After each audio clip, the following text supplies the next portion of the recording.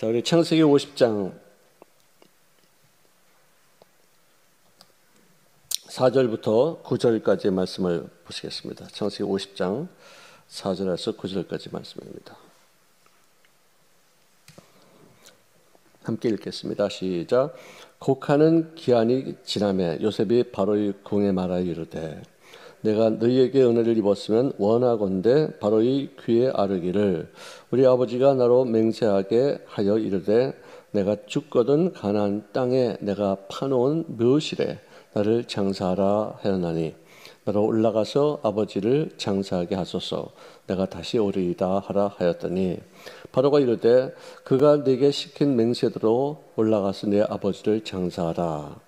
요셉이 자기 아버지를 장사하러 올라가니 바로의 모든 신하와 바로 궁의 원로들과 애굽 땅의 모든 원로와 요셉의 온 집과 그의 형제들과 그리고 그의 아버지의 집이 그와 함께 올라가고 그들의 어린 아이들과 양떼와 소떼만 고센 땅에 남겼으며 병거와 기병이 요셉을 따라 올라가니 그 떼가 심히 컸더라.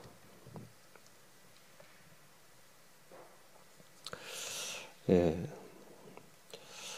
우리가 어제 야곱이 12아들을 축복하는 장면에서 시간이 좀 없어서 요셉과 이 베냐민은 우리가 오늘로 넘어왔습니다. 요셉에 대해서는 담을 넘은 나무 가지다라고 말할 정도로 그에게는 많은 학대가 있었고 개인적인 고통도 많이 있었지만 그러나 오히려 그는 하나님 앞에 쓰임받는 아주 훌륭한 모습으로서의 역할을 감당하는 사람이 되었다는 사실을 깨닫습니다. 무성한 가지 곧 샘 곁의 무성한 가지라. 그 가지가 담을 넘었도다. 그러니까 어떤 그 지경을 넓힌 사람이었다. 국제적인 인물이었다. 많은 어떤 사람들에게 알려진 사람이 되었다. 이런 뜻으로까지 해석할 수 있겠죠. 그는 어렸을 때 정말로 무서운 그런 개인적인 고통을 겪었을지는 몰라도 북이스라엘의 대장 지파로서 숱한 그런 영향력을 미칠 수 있는 풍요의 대상이 되었다는 것이죠. 나라를 구하고 자기 집안을 구하고 또 하나님의 뜻을 이루기 위해서 이스라엘 백성들이 출애굽을 해야지만 아브라함과 약속이 이루어지기 때문에 출애굽을 하려면 먼저 애굽에 들어가야 되지 않겠습니까? 그런 일들을 이루었는데 아주 정말 용연하게 쓰임받는 사람이었다는 것입니다. 여호수아서 17장 한번 보실까요? 여호수아서 17장 16절에 보면은 14절부터 보니까 요셉 자손이 그 가나안 땅을 이제 나누는 데 있어서 여호수아에게 와서 하는 말이 이것입니다. 지금까지 우리가 복을 받아서 큰 무리가 되었는데 왜 이번에 우리에게는 한 번만 제비를 뽑아서 한 목만 유산으로 남기십니까? 또 우리는 큰 민족이니까 좀 여러 가지 어떤 유산을, 땅을 좀 지경을 좀 넓게 해서 우리가 좀 안일하게 좀 편안하게 좀 살 수 있게끔 하지 않고 우리에게 조그만 땅만 주십니까? 라고 말을 했더니 여호수아가 하는 말이 너희는 큰 무리요 큰 세력도 가졌으니 한 목만 가질 일이 아니다. 산간 지방도 너희 것이 될 것이다.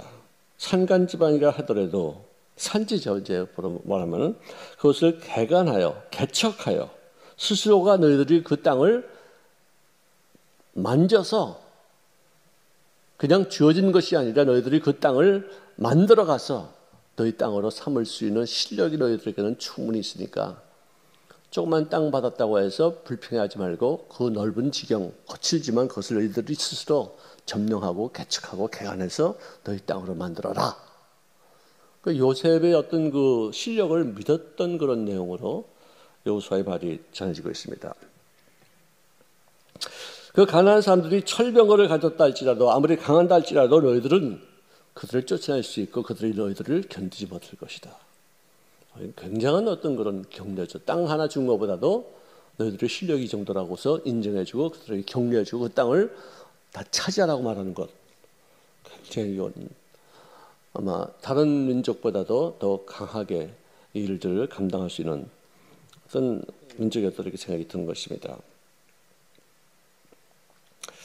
여러분들 어떻게 생각하세요?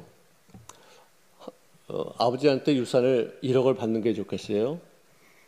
아니면은 500만 원밖에 못 받았는데 지금 500억이 될 수 있는 땅이 이거 거칠지만 이거 너 가져라. 그러면 그거는 뭐 지금 당장 돈이 되지 않지만 10년, 20년, 30년 돼가지고 500억이 된다면은 또 그것을 갖다 개간하면서 얼마나 자기 실력을 좀 발휘할 수 있다면 그거 택하는 게 낫겠죠. 그렇죠? 그러니까 요셉에 대해서만큼은 보통 민족이 아니다. 요셉의 후손들은 이렇게 강력한 철병거까지도 다 멸할 수 있을 만큼의 그런 능력의 소유자니까 조그만 땅 주고서 이거 진짜 큰 건 다 네가 다 알아서 해먹어라. 이거 준 거다 이거죠. 자, 베냐민에 대해서는 활을 잘 쏘는 용사요 약탈자다 이렇게 표현하고서 나중에 이제 사울이 이스라엘 초대 왕이 이 베냐민 족속을 통해서 배출되지 않습니까? 뭐 베냐민에 대해서는 이렇게 뭐 큰 어떤 그런 복된 그런 모습으로 이렇게 축복하는 경우는 없었지만 어쨌든 12 자녀들에게 아들들에게 최선을 다해서 하나님의 계시를 받은 것, 자기가 느낀 것이 다 이렇게 잘 종합이 되어서 축복하고 유언을 이제 하게 됩니다. 자, 그래서 이제 얼마 남지 않은 그 기간을 마지막 유언을 위해서 자기 힘과 모든 것을 다 썼는데 그 내용은 즉 뭐냐? 우리 선조들의 묘지, 즉 우리 조상들이 묻힌 곳에 나도 거기다가 묻어달라. 이것이에요. 자, 헤브론 땅에 있는 마므레 땅의 막벨라라는 한 굴이 있는데 그것은 내가 에브론에게 헷족수입니다. 헷족수 에브론에게 400세겔을 돈을 주고서 우리 조상 아버지의 아버지 누구야? 아브라함이 400세겔을 주고서 산 그런 땅입니다. 여기다가 나를 매장해달라. 아브라함도 사라도 거기 매장되어 있고 이삭도 리브가도 거기 매장되어 있고 레하도 매장되어 있는 그곳에 나를 좀 갖다가 묻어다오. 이렇게 한 거예요.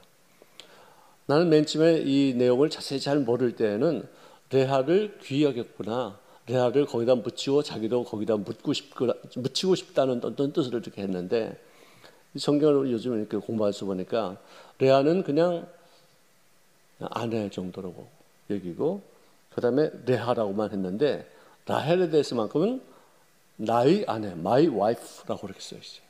그 라헬을 끝까지 자기의 유일한 그런 아내로 생각했던 것만은 사실인데 어떤 사고로 인해서 진짜 베들레헴 그 근처에다가 그 라헬을 묻을 수밖에 없는 그런 상황이었지.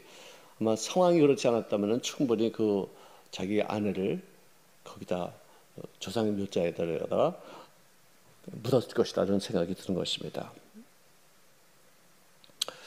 자, 어쨌든 그런데 라헬이 묻혀 있지 않고 레아가 묻혀 있는 곳이지만 거기다가 자기를 묻어달라 하는 것은 뭐냐? 다른 것보다도 조상들이 거기 있는 곳이고 요셉이 지금 현재 저기 애굽에 가 있지만 그들이 나중에 다시 이곳에 오게 될 그런 땅이기 때문에 내가 거기 묻혀 있어야지만 그들이 또 다시 귀향할 때 그것을 목적 삼아서 올 것이다. 아주 생각을 해서 자기를 그곳에 묻어달라고 그렇게 했었습니다.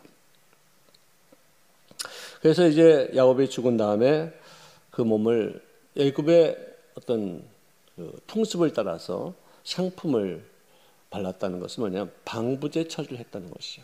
이것을 하는데 거의 40일이 걸렸고 이 40일 동안 애국하면서 그것보다도 더 많은 그러니까 총 70일 동안은 모든 백성들이 함께 통곡하면서 이 장례에 대한 슬픔을 표현했다는 것을 성경은 기록하고 있습니다. 자, 이제 이 70일 그 모든 어떤 그 애국 기간이 끝나고 나니까 요셉이 바로에게 사람을 보냅니다. 내가 너희 눈에 내가 은혜를 입었으면 그 말의 뜻은 뭐냐면 청컨대 부탁하건대 나에게 궁유를 좀 베풀어 주건대 뭐 어떤 그런 어떤 그 이스라엘 백성들의 어떤 형식적인 어떤 그런 말입니다. 그래서 바로에게 우리 상황이 이런데 우리 아버지께서 여기 오시기 전에 이미 자기가 묻어둘 땅, 여기 오지 않았으면 거기서 아마 묻혔을 것인데 거기다가 땅을 사둔 것이 있어서 묻혀달라고 유언했는데 다른 뜻은 절대로 없습니다. 아버지의 뜻을 따라서 제가 이런 일들을 감당하겠습니다. 하고서 굉장히 조심스럽게 정중하게 바로에게 청하고 바로가 허락해서 드디어 이제 가나안 땅을 향해서 올라가게 되는 것입니다. 가나안 땅을 갈 때는 부녀자들은 다 데리고 가지만 아이들과 가축들은 거기다 남겨두고 합니다. 부녀자들도 안 가죠. 아들들만 이제 가는 거예요. 그러고서는 엄청나게 큰 군대가 정말 그야말로 뭐 적군을 무찌르기 위해서 나가는 어떤 군대 같은 어떤 그런 모습으로 요셉을 호위하고 그 관을 정말 보존하면서 나아가는데 지금 현재는 요셉을 위해서 그 군대가 동원되어 가나안 땅으로 가지만 430년 이후에는 요셉의 후손들이 출애굽을 해서 가나안 땅을 갈 때 그들을 죽이려고 쫓아오는 군대로 이렇게 바뀌었죠. 이게 역사입니다. 이게 인간사입니다. 어느 누구도 영원한 친구가 없고 어느 누구도 영원한 원수가 없어요. 그렇습니다. 원수의 친구는 원수예요. 원수의 원수는 내 친구가 될 수도 있어요. 참 이 세상에 참 너무나도 참 묘하죠. 나중에 이제 보면은 요셉을 모르는 세대가 나타나요. 그건 굉장히 의미 있는 얘기라고 생각해요. 우리들도 우리 죄종들 가운데서도 조용기 목사님을 모르는 세대가 있다니까요. 그러니 뭐 성도들은 더 말할 것도 없겠죠. 우리는 그래도 조용기 목사님을 알고 있는 세대예요. 직접적으로 배웠어요. 근데 우리 다음 세대의 조용들은 나를 통해서 배우는 거예요. 참 신기해요. 그래요. 그러면 나중에는 이제 이 기억이 다 없어지고 역사의 어떤 하나의 인물로만 되어지지 어떤 인격적인 어떤 그 만남을 통해서 배운 어떤 그런 시대는 끝날 때가 또 오게 되는 것이 아닐까. 우리 젊은이들과 우리는 달라요. 정말 달라요. 우리가 주장할 수 없어요. 그들이 어떤 뜻에 맞춰야지. 잘 나가건 못 나가건 간에 그들이 그 자체에서도 자기 스스로가 배워야지. 우리가 배운 걸 갖고서 우리가 그들을 가르치면은 또 시대적으로 맞지 않는 경우가 참 많이 있어요. 자, 이제 드디어 우여곡절 이 한마는 야곱의 인생이 끝나게 되었습니다. 그래서 시내 반도를 통해서 가데스 바네아로 가고 사해 동쪽을 쫓아서 북진해가지고 헤브론까지 가서 거기 막베스 그 굴에다가 장세를 지내는 엄청나게 긴 여정이었고 또 엄청나게 큰 군대들이 따라갔으니 요셉이 그때 당시의 그 상황이 얼마나 막강한 권력자였으면 이런 일들이 있겠는가. 우리 한국의 말도 이렇지 않습니까? 그 고관집에 개가 죽으면 그렇게 많이 사람들이 모여도 고관이 죽으면 잘 안 모인대. 이제는 그 사람 끝났으니까. 근데 그 사람 개 죽었을 때 같이 슬퍼지고 그러면 뭔가 떡부스러기가 있을 것이다.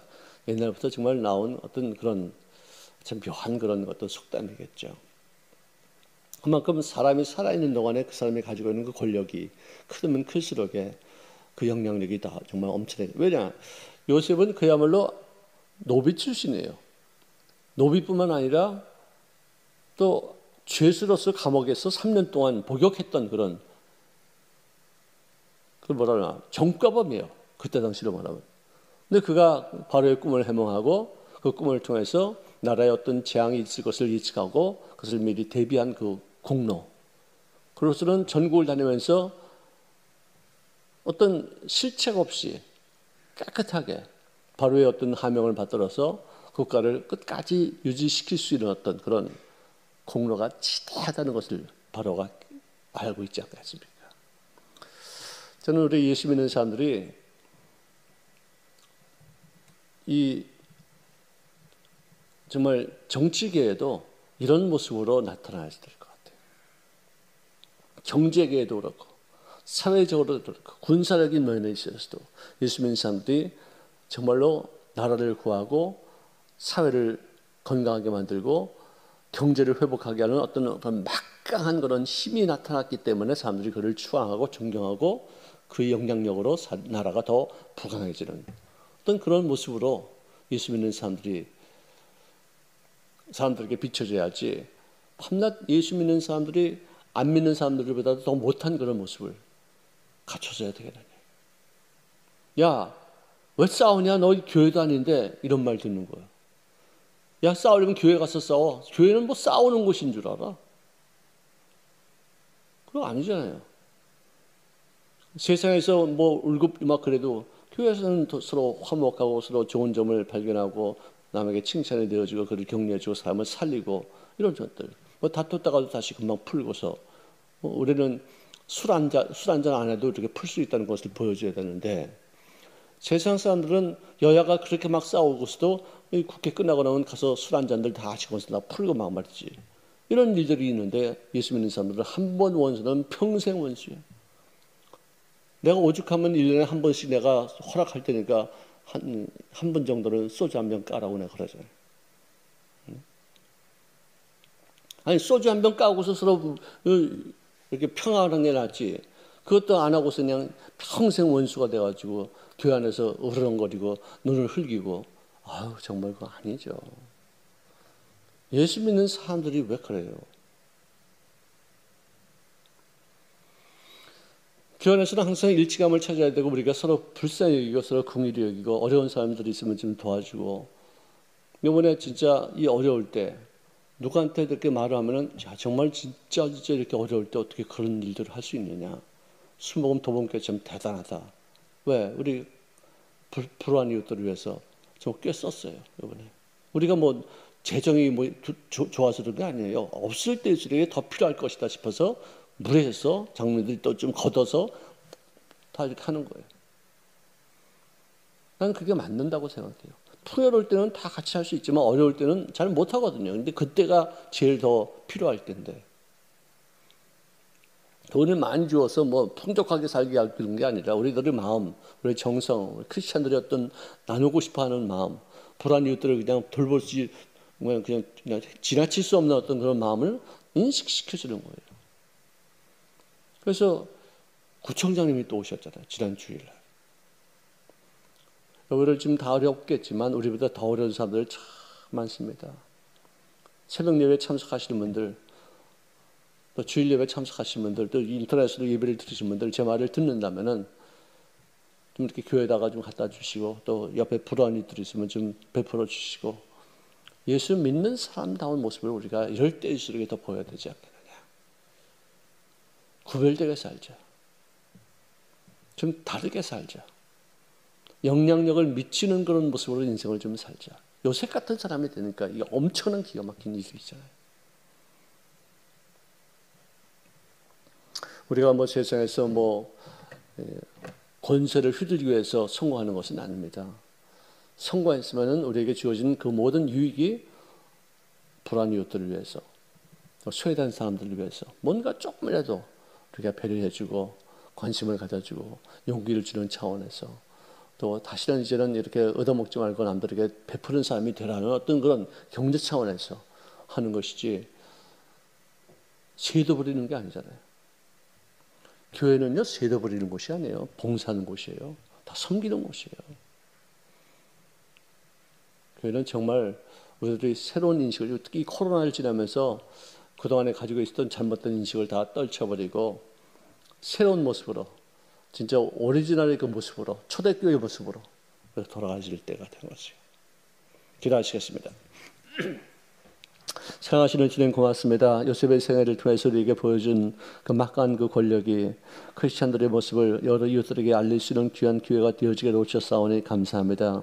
요셉은 이 위에도 형제들을 용서하고, 또 그가 받았던 그 모든 고통과 악한 일들이 오히려 하나님의 뜻을 이루었다는 그 놀라운 고백을 할 수 있었던 것 같이 그별된 모습을 보여주고 있습니다. 세상은 원수를 갚고자 눈에 불을 켜고 있지만 우리는 원수를 용서할 수 있는 그 이유가 무엇인가를 깨달아 하시는 우리가 나 되어지게 도와주시사 모든 역경과 아픔과 상처를 통해서 성공해서 진정한 의미에서 용서가 이루어지는 저들의 생애가 되어지게 복을 더하여 주시옵기를 원하며 예수님의 이름으로 기도합니다.